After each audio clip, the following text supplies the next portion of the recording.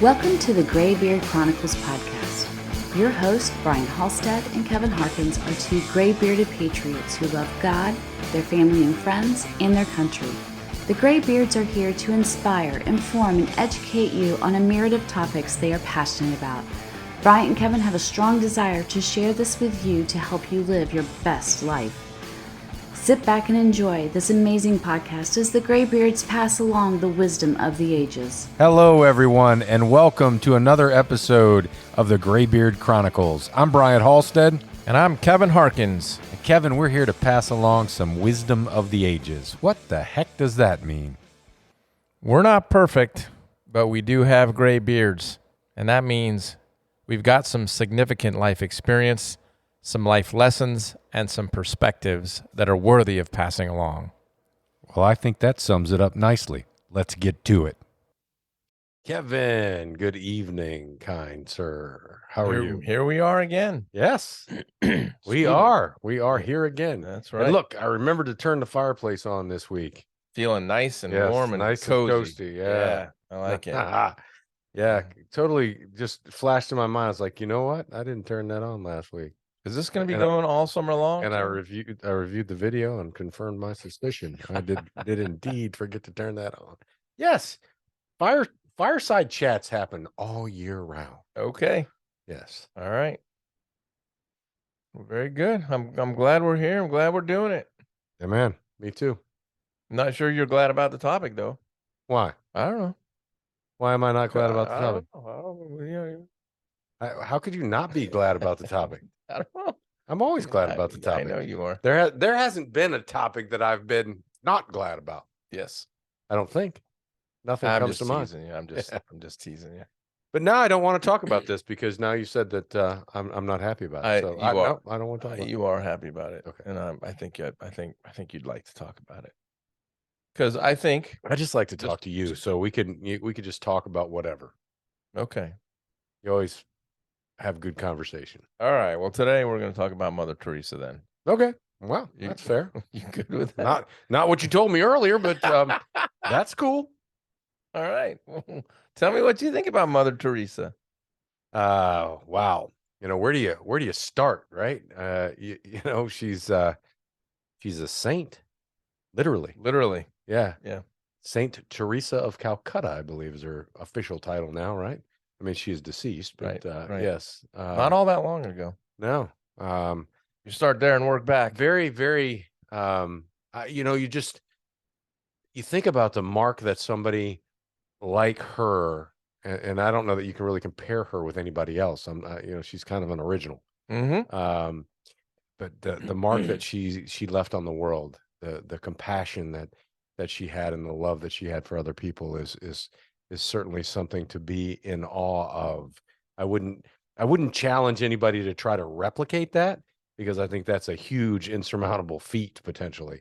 And if you were just to scratch the surface and do 1% of what she did for other people and caring for those less fortunate, you'd be knocking it out of the park. Yeah, I agree. And this is a topic that's obviously a bit different for us. And by the way, this is the real topic for today, for those of you who might be wondering. And I was thinking about her for the last couple weeks. I read there was some mention of her. Previously in my life, I had sort of dug in a little bit about her life, right? And I just thought, here's a truly remarkable person. So if we start with that, but then I want to draw from that and come up with another conclusion. So the first one is incredible, as you said already, incredible person who did incredible things. And accomplishments with her life. But the thing that's, for me, just fascinating about that is that she ended up becoming literally an international celebrity. Right. She became advisor to heads of state all over the world. She received numerous, peace prizes and humanity and all of these other sort of accolades along the way. None of which she was looking for, none of which she was trying to maneuver to make sure she was in the right place at the right time. Right. She just lived what she considered to be her calling in some of the most difficult circumstances, just day in and day out, the poorest of the poor, you know, um, self-professed poverty claim throughout Right. her life, self-professed um, service to the poorest of the poor was the quote that she was just going to live this life, and yet it manifests itself into somebody so incredibly influential without trying to be. So that's was like one main point, and then I'll just quickly jump to the other one. By living her life, by living her bliss, by living her calling, Right. she set an example for the rest of us to do the same. And that is Agreed. that we each one of us has that same kind of power, that same kind of energy, that same kind of right in our worlds. And typically, mostly in the human existence, it's beat down, tamped down, discouraged by well-meaning people around. Uh, she just went with it, and she knew in the early stages of her young adulthood that this is what she wanted to do, something along these lines. And not that it was all planned out. It was just, I'm going to take this one step Yeah. and be faithful to this calling. Yeah, the thing that just occurred to me, and I didn't think about this Mhm. until Right now. I'm listening to you, Yeah. and I'm like, you know what she did different, right? Because you kind of had mentioned that earlier about, she didn't set out to do any of that stuff as far as receive the accolades anyway, Right. right? She set out to help the people that You she was betcha. helping, but she certainly wasn't looking for the accolades associated with it. And I think that's has a great deal of impact on the success that she had, is because she wasn't looking for it. And I think that's potentially where we go wrong in life, Mhm. is we need to live our lives and stop keeping score, Mm. Yeah. right? Because Yeah. I think that happens, is we worry too much about what the score is instead of playing the game. And when you say score, what do you mean by that? Just, The keeping up with the Joneses, monitoring, too many metrics. What have I accomplished here? Worried about material things. Yeah, I think those kinds of things come into the keeping score. The whole, tit for tat stuff. Right. I did this for somebody else. Now what are they going to do for me? And Right. those types of things that sometimes we fall victim to. Yeah. Um, I completely agree with you. Yeah, Yeah. I'm gonna go back and erase that, because we don't fall victim to anything like that. We make conscious choices that put us there. Okay. That's not a victim Yep. thing. Yep. Okay. All right. I was wondering what was bugging you there because you had like a physical reaction. Yeah, I didn't like what I said when I Okay. heard it. Okay. Yeah. All right. No, but what you just said is right. I think that people uh, just appreciated her for being so true and pure to her beliefs, not looking for these things, which made it more appealing and more desirable to actually to do that. But each one of us, every one of us, and this is the message that I take away from it. And I would encourage anybody to, each one of us has our calling. Each one of us has our purpose for existence. And what is that? How do you know that you are in pursuit of it? Why do you exist? And answering all of these questions. But at the end of the day, I think everybody has sort of an internal sense for, this is who I am, this is what I'm meant to do, and this is what I'm going to do. And many times, I would say even probably most times, we adults don't do that. Yeah. We get modified in our trajectory by the people around us Right. telling us, Or societal norms. or societal norms, or whatever. And no, you can have an incredible impact on the world by living what you believe your calling to be is. And so all of us should think about that. And I love what you said about don't keep score, just do it. Wake up every day and say, this is why I'm here. This is what I'm supposed to be doing. I'm going to let the Yeah. results take care of themselves. Yeah, let your emotions be the score, right? Because when you're doing good things that fill you up and help other people, you can't feel bad. I think it's a physical impossibility, Okay. because it just fills you with joy.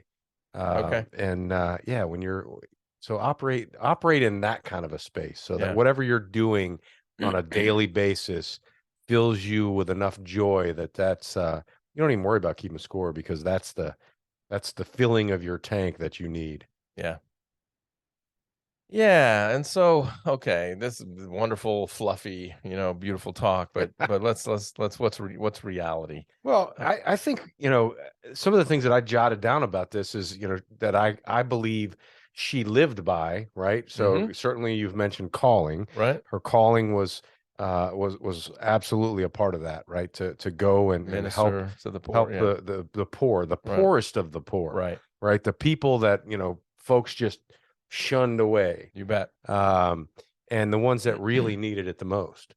So that was definitely her calling. But I also think she had a strong value set and she lived by it, Of course. right? She didn't just, I don't even know if she declared what they were. I mean, yes, absolutely. She declared, based on her faith, Right. what her values were in that arena anyways. But it's, the other things that came to mind were her selfless nature and loving nature, right? Right. So love, and I've said this before, love is the lesson that we're all here on this earth to learn. Yeah. And when we master that lesson, that's when we're rewarded with that next phase, whatever you believe that next phase is. Yeah. Yeah. That's right. So think about here's another way to think about it. That again, this stuff impacts me this way. You have this nun who's living her faith, and she decides, I'm going to go minister to the poorest of the poor in Calcutta, in the worst neighborhoods. And basically had to get permission to do it, right? She Yep. had the calling and then had to run it up the chain, right? And there you are, living in poverty, living basically in the slums with the poorest people that you said exactly right, or kind of been shunned and pushed aside, who don't have anything. And she's just doing this day in and day out, day in and day out, doing her best to minister to these people in every way that she can think of to do it. And fast forward, 30 years later, nearly any person in the world who has access to sort of worldwide information knows who Mother Teresa is. I suppose her her name is fading out in some circles just because she's not here anymore, not Right. in the press all the time. Right. But when she was alive, everybody knew. All you had to do was say Mother Teresa, and everybody had an image of who she was and what she did.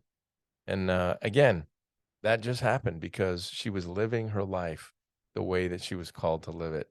And each one of us has a calling, and each one of us, and I'm not saying your trajectory is going to be the same as everybody else's. You're going to live your life, you're going to do your thing, and it's going to turn out the way it does. But you cannot be more satisfied than living that kind of a life, like you said. I believe it. Yeah. Yeah. That, that selfless, service-minded way of being, right? How can you go wrong living like that and showing the amount of compassion and love that she had for humanity? Yeah. Can't the accolades are going to come, right? You live your life like that, you help people out, have that nature, not that you're setting out for those, but yeah, people are going to notice. Yeah. Yeah, and now here's one more aspect, and this is the last piece I want to talk about, because her her life, despite the fact that she was living in abject poverty and exposed to every disease and so on and so on, she wasn't a person who lived without controversy in her life. There were many people who didn't believe that her thoughts and opinions on things were right, and she received a fair amount of criticism over time throughout her life. Right. But she was steadfast in her values, steadfast in her beliefs. Yeah. And that the point of me saying that is, when you do go find who you are and what you're supposed to be doing with your life, there's going to be critics. Oh, absolutely. There'll There's be always gonna naysayers be or critics. haters all the time. Haters are gonna hate. No matter what you're doing. Yeah. And and we're certainly not suggesting that you all need to go out and be the next Mother Teresa or anything like that. Correct. And at the same time, you could set out to be the best mother or father or husband or wife or friend that anybody has. Yeah. And focus on those things that we talked about, being service minded, selfless, focusing on being, having that loving nature and loving one another. So many different ways to show up when you have the conscious thought and the desire and intention to show up that way. That's it. Predetermined thought predicts present action. Set of core values that she chose to live day in and day out, no matter what was going on around her. Yep. And the attitude of servanthood, servant leader, and it's just a great story. It's a great story for us to figure out, how does that apply to our lives, and how can I be a better person as a result? There you go. That's what I wanted to talk about. Well, you did it. You talked about it. We talked about it. We talked about it. Right. Now, we'd encourage folks to go out and do something about it. That's right. What is your calling? How can you be better tomorrow than you were today? Amen. All right. I'm doing my thing over here. Do it. No matter who you are, where you are, what you're doing, make sure between this podcast and the next, you take time to enjoy the ride. Thank you for listening to this episode of the Graybeard Chronicles. Please subscribe so you'll receive notification when new episodes are available. To learn more about the Graybeards, visit their website, graybeardchronicles.com.